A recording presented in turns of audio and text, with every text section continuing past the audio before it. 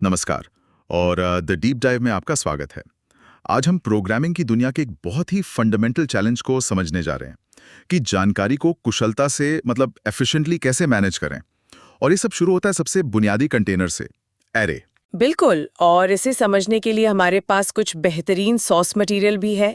एक तरफ हमारे पास कॉम्पैक्ट स्टडी नोट्स है जो कॉन्सेप्ट्स को तोड़कर समझाते हैं, और दूसरी तरफ प्रतियोगी परीक्षाओं के लिए बनाए गए कुछ एमसीक्यूज हैं जो हमें बताते कि असल में सवाल पूछे कैसे जाते हैं। हाँ, ये बहुत जरूरी है। तो आज हमारा मिशन है इन दस्तावेजों की मदद से एरे की बनावट को समझना और फिर ये देखना कि सॉर्टिंग और सर्चिंग जैसे ऑपरेशंस के जरिए हम डेटा को कितनी तेजी से प्रोसेस कर सकते हैं। तो चलिए इस पूरी कहानी को परत दर परत समझते हैं। सबसे पहले, ये एरे है क्या चीज, सबसे सरल शब्दों में। देखिए, स्टडी नोट्स इसे डिराइव्ड डेटा टाइप कहते हैं, जो सुनने में थोड़ा टेक्निकल लगता है, पर असल में इसकी 3 बड़ी पहचान है। पहली, ये एक ही तरह की चीजों का कलेक्शन है। मतलब या तो इसमें सारे नंबर्स जैसे इंटिजर्स होंगे या सारे अक्षर, कैरेक्टर्स। आप इसमें खिचड़ी नहीं बना सकते। ठीक है, यानी एक ही खानदान के लोग एक साथ रहेंगे। और दूसरी पहचान जो नोट्स में भी हाईलाइट की गई है वो मेमोरी से जुड़ी है। कहा गया है कि ये कंटिन्यूअस मेमोरी में रहते हैं।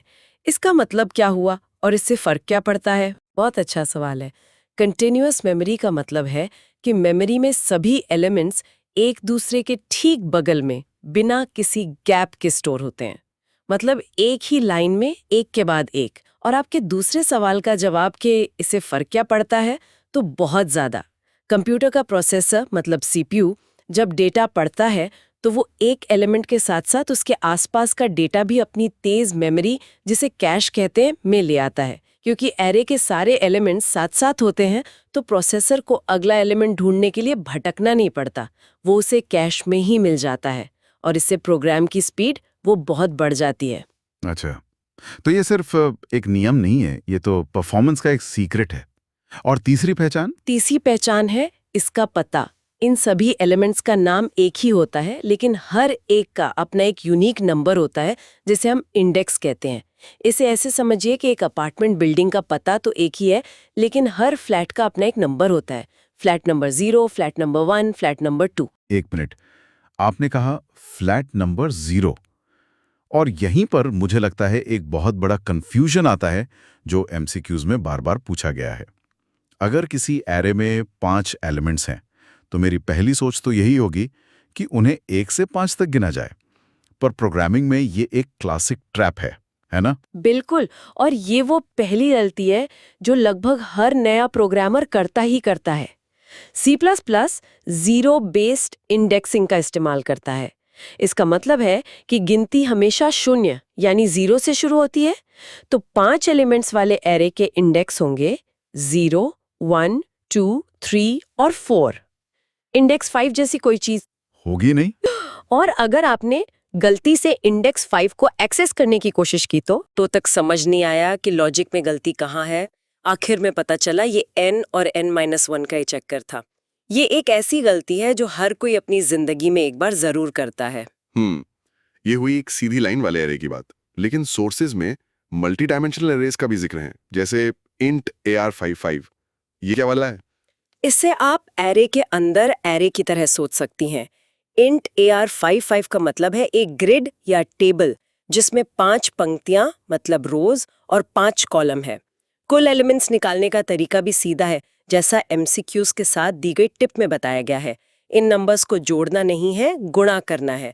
तो 5 गुणा 5 यानी 25 एलिमेंट्स। तो इसका मतलब एक 2D एरे असल में सिर्फ एक इल्यूजन है। मेमोरी में तो आखिर में एक लंबी सीधी 25 एलिमेंट्स की लाइन ही होगी। बिल्कुल सही पकड़ा आपने। प्रोग्रामर की आसानी के लिए हम उसे पंक्तियों और कॉलम में देखते हैं, पर मेमोरी के लिए वो अभी भी एक कंटिन्यूअस ब्लॉक ही है। ठीक है, तो हमने एरे की बनावट समझ ली, मेमोरी में एक ब्लॉक। पर C++ की दुनिया में इसे किस नजर से देखा जाता है? एक एमसीक्यू में पूछा गया है कि एरे प्रिमिटिव है या नॉन प्रिमिटिव। ये क्या होता है? ये डेटा टाइप्स का वर्गीकरण है। देखिए, प्रिमिटिव डेटा टाइप्स प्रोग्रामिंग के सबसे बुनियादी बिल्डिंग ब्लॉक्स हैं। जैसे इंट हो गया नंबर्स के लिए, 4 अक्षरों के लिए, बूल सही गलत के लिए। ये सिर्फ एक अकेली वैल्यू रख सकते हैं। और नॉन प्रिमिटिव? नॉन प्रिमिटिव, जिन्हें डिराइव्ड भी कहते हैं, वो इन्हीं प्रिमिटिव ब्लॉक्स को जोड़कर बनाए जाते हैं। ताकि ज्यादा कॉम्प्लेक्स जानकारी रखी जा सके। Array classic non primitive type है क्योंकि ये इंट जैसे कई प्रिमिटिव वैल्यूज का एक समूह है। तो प्रिमिटिव एक ईंट की तरह है और नॉन प्रिमिटिव उन ईंटों से बनी एक दीवार की तरह। ये बहुत अच्छी एनालॉजी है। अब जब हमारे पास ये दीवार यानी एरे है तो हम इस पर क्या क्या कर सकते हैं? एक ऑपरेशन का जिक्र बार बार आया है, ट्रैवर्सल। ये क्या है? ट्रैवर्सल का सीधा सा मतलब है एरे के हर एक एलिमेंट से एक एक करके मिलना। जैसे आप एक लाइन में लगे हैं, हर व्यक्ति से हाथ मिलाते हुए आगे बढ़ें। आप इंडेक्स 0 से शुरू करती हैं, उस पर जो भी करना है जैसे उसकी वैल्यू प्रिंट करना वो करती हैं, फिर इंडेक्स 1 पर जाती हैं और ऐसा आखिरी एलिमेंट तक करती रहती हैं। और जैसा कि एक एमसीक्यू की टिप कहती है, इसे याद रखने का तरीका है ट्रैवल शब्द से। आप पूरी लिस्ट में एक यात्रा कर रहे हैं। बिल्कुल, और ये इतना मौलिक ऑपरेशन है कि इसे एक हाई प्रोबेबिलिटी टॉपिक के रूप में चिन्हित किया गया है, क्योंकि आप चाहे डेटा खोज रहे हो या उसे सॉर्ट कर रहे हो या बस उसे स्क्रीन पर दिखा रहे हो, किसी ना किसी रूप में ट्रैवर्सल की जरूरत पड़ती ही है। ये हर चीज का आधार है। चलिए अब उस हिस्से पर आते हैं जहां से चीजें और दिलचस्प हो जाती हैं। सॉर्टिंग, डेटा को एक क्रम में लगाना। यहां एक एमसीक्यू ने मुझे सच में कंफ्यूज कर दिया। सवाल था, एरे के तत्वों को एक विशिष्ट क्रम में व्यवस्थित करना क्या कहलाता है? और इसका जवाब सॉर्टिंग नहीं बल्कि एरे दिया गया था। ये कैसे हो सकता है? ये एक क्लासिक ट्रिकी सवाल है जो सिर्फ शब्दों के खेल पर आधारित है और सोर्स का स्पष्टीकरण इसे बहुत अच्छे से समझाता है। देखिए, यहाँ सवाल प्रक्रिया मतलब प्रोसेस के बारे में नहीं पूछ रहा है। डेटा को क्रम में लाने की प्रक्रिया को तो हम सॉर्टिंग ही कहते हैं। तो फिर सवाल क्या पूछ रहा है? सवाल उस ढांचे, उस स्ट्रक्चर के बारे में पूछ रहा है जिसमें वो व्यवस्थित डेटा रखा जाता है। इसे ऐसे समझिए, सवाल ये नहीं पूछ रहा कि खाना बनाने की प्रक्रिया को क्या कहते हैं, वो तो कुकिंग है। सवाल पूछ रहा है कि खाना रखने की चीज को क्या कहते हैं, वो प्लेट है। यहाँ भी डेटा को क्रम में रखने की प्रक्रिया सॉर्टिंग है, लेकिन वो ढांचा जिसमें क्रमबद्ध डेटा रखा जाता है वो एरे है। वाह, ये तो कमाल की एनालॉजी है। अब समझ आया। ये तो सीधे सीधे परिभाषा की समझ को टेस्ट कर रहा है। तो चलिए अब असली प्रक्रिया यानी सॉर्टिंग की तकनीकों पर बात करते हैं। नोट्स में कई तकनीकों का जिक्र है, bubble sort, selection sort, insertion sort. हाँ, ये तीनों सबसे बुनियादी सॉर्टिंग एल्गोरिथम है। सबसे पहले बबल सॉर्ट। ये सबसे सीधा है। ये बार बार लिस्ट से गुजरता है और अपने पड़ोसी से तुलना करता है। अगर पड़ोसी गलत जगह पर है तो दोनों अपनी जगह बदल लेते हैं, मतलब स्वैप हो जाते हैं। ऐसा करते करते जो सबसे भारी या बड़ा एलिमेंट होता है वो बुलबुले की तरह तैरकर आखिर में पहुंच जाता है। सुनने में तो बहुत सरल लगता है, पर क्या असल दुनिया में इसका कोई इस्तेमाल है? क्योंकि इसे अक्सर बहुत धीमा बताया जाता है। आपने सही मुद्दा उठाया। बड़ी लिस्ट के लिए ये बहुत ज़्यादा धीमा है, लेकिन इसकी दो खासियतें हैं।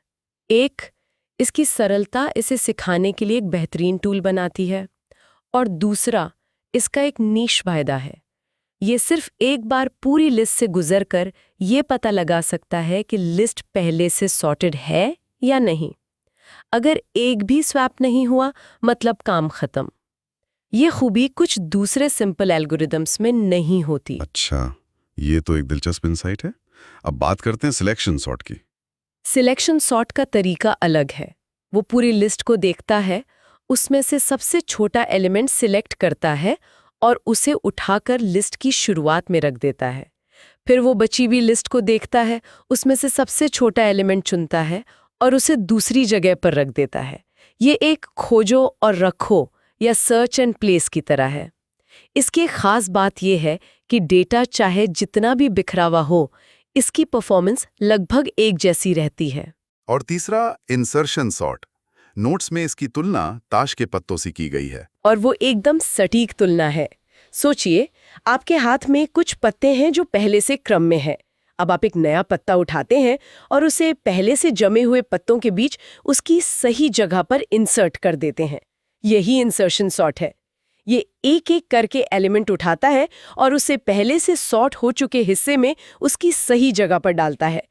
ये छोटे या लगभग सॉर्ट हो चुके डेटा पर कमाल की तेजी से काम करता है। तो ये तीनों तो हो गए बुनियादी तरीके, लेकिन एमसीक्यूज में डिवाइड एंड कॉन्कर नाम की एक रणनीति का भी जिक्र है और कहा गया है कि क्विक सॉर्ट और मर्ज सॉर्ट इसके उदाहरण हैं। ये क्या है? डिवाइड एंड कॉन्कर एक बहुत शक्तिशाली रणनीति है।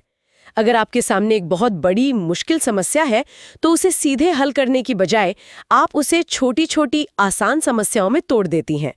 फिर आप उन छोटी समस्याओं को हल करती हैं और आखिर में उनके समाधानों को मिलाकर बड़ी समस्या का हल निकाल लेती हैं। तो क्विक सॉर्ट और मर्ज सॉर्ट यही करते हैं। बिल्कुल, ये दोनों ही बड़ी लिस्ट को छोटे छोटे टुकड़ों में तोड़ते हैं, उन टुकड़ों को सॉर्ट करते हैं और फिर उन्हें वापस जोड़ देते हैं। ये बड़ी और पूरी तरह से बिखरी हुई लिस्ट के लिए हैवी मशीनरी की तरह है। ये बुनियादी एल्गोरिदम से कहीं ज्यादा तेज और कुशल होते हैं। सोर्स में इन्हें पावर पेयर कहा गया है क्योंकि परीक्षाओं में ये अक्सर साथ में पूछे जाते हैं। ठीक है, तो इतना सारा काम, इतनी मेहनत करके हमने डेटा को सॉर्ट कर लिया। इसका सबसे बड़ा फायदा क्या है? हमें इससे मिलता क्या है? इसका सबसे बड़ा फायदा मिलता है सर्चिंग में, यानी उस डेटा में से किसी खास चीज को ढूंढने में। अगर आपके पास एक डिक्शनरी है जिसके शब्द किसी क्रम में नहीं है तो एक शब्द ढूंढने में आपको शायद पूरा दिन लग जाए, लेकिन क्योंकि वो सॉर्टेड है आप उसे मिनटों में ढूंढ लेते हैं। और हमारे नोट्स में 2 मुख्य सर्चिंग विधियों का वर्णन है, लीनियर और बाइनरी सर्च। हाँ, लीनियर सर्च सबसे सीधा तरीका है। आप पहले एलिमेंट से शुरू करते हैं और एक एक करके हर एलिमेंट को चेक करते हैं जब तक कि आपको आपकी चीज न मिल जाए। ये वैसा ही है जैसे आप एक अनसुलझी डिक्शनरी में पहले पन्ने से आखिरी पन्ने तक हर शब्द को पढ़ें। इसका मतलब ये बहुत धीमा हो सकता है, पर इसका कोई फायदा भी है? इसका सबसे बड़ा फायदा इसकी सादगी है और ये कि इसे डेटा के सॉर्टेड होने से कोई मतलब नहीं है।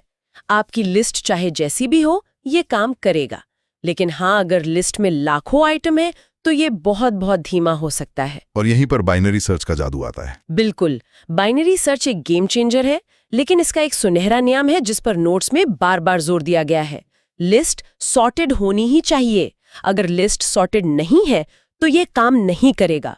और ये काम कैसे करता है? ये भी डिवाइड एंड कॉन्कर जैसा लगता है। ये डिवाइड एंड कॉन्कर का ही एक रूप है। ये सीधे लिस्ट के बीच वाले एलिमेंट पर जाता है। अगर वही आपका लक्ष्य है तो खोज खत्म। अगर आपका लक्ष्य उससे छोटा है तो ये जानता है कि उसे लिस्ट के दूसरे आधे हिस्से को देखने की जरूरत ही नहीं है। वो उसे फेंक देता है और सिर्फ पहले आधे हिस्से में खोजता है। हर कदम पर ये बची हुई लिस्ट को आधा कर देता है, इसीलिए अविश्वसनीय रूप से तेज है। तो आज की इस पूरी चर्चा का सार क्या निकलता है? अगर हम एग्जाम चीट शीट को देखें तो एक प्रोग्रामर के तौर पर हमें कुछ रणनीतिक चुनाव करने होते हैं। बिल्कुल, चीट शीट इसे बहुत अच्छे से सारांशित करती है। सर्चिंग में चुनाव है लीनियर, जो धीमा है, सरल है, किसी भी लिस्ट के लिए चल जाता है, और बाइनरी, जो बहुत तेज है, कुशल है, पर सिर्फ सॉर्टेड लिस्ट के लिए। इन दोनों के बीच। और सॉर्टिंग में हमारे पास कई औजार हैं, बबल, सिलेक्शन, इंसर्शन जैसे सरल औजार जो छोटी मोटी चीजों के लिए या खास स्थितियों में अच्छे हैं। और फिर मर्ज और क्विक सॉर्ट जैसी भारी मशीनरी है जो बड़े और मुश्किल कामों के लिए है। और इन सबके नीचे है एरे की नींव, मेमोरी में एक साथ रहना जो इसे तेज बनाता है, और जीरो बेस्ड इंडेक्सिंग जो प्रोग्रामिंग का पहला सबक है। ये कुछ ऐसी बातें हैं जो हमेशा काम आती हैं। ये सब कुछ अब बहुत स्पष्ट लग रहा है। हमने एक कंटेनर यानी एरे से शुरू किया और देखा कि कैसे उस पर अलग अलग रणनीतियां, मतलब एल्गोरिदम लगाकर हम अपने काम को कुशल बना सकते हैं। सही कहा। और ये हमें कंप्यूटर विज्ञान के एक बहुत बड़े सवाल पर लाकर खड़ा करता है। हमने देखा कि कैसे बाइनरी सर्च बहुत तेज है, लेकिन उसे सॉर्टेड डेटा चाहिए और सॉर्टिंग में खुद समय और मेहनत लगती है। तो सवाल ये उठता है कि एक सरल लेकिन धीमे एल्गोरिदम का उपयोग करना कब बेहतर है, और एक जटिल लेकिन तेज एल्गोरिदम को लागू करने में समय लगाना कब सही है। इसका जवाब हमेशा डिपेंड करता है आपके डेटा के आकार पर, इस पर कि ऑपरेशन को कितनी बार दोहराना है और आपके पास कितना समय है। इसी ट्रेड ऑफ को समझने और मापने के विज्ञान को हम एल्गोरिदमिक कॉम्प्लेक्सिटी कहते हैं, और यही एक अच्छे प्रोग्रामर की असली पहचान है।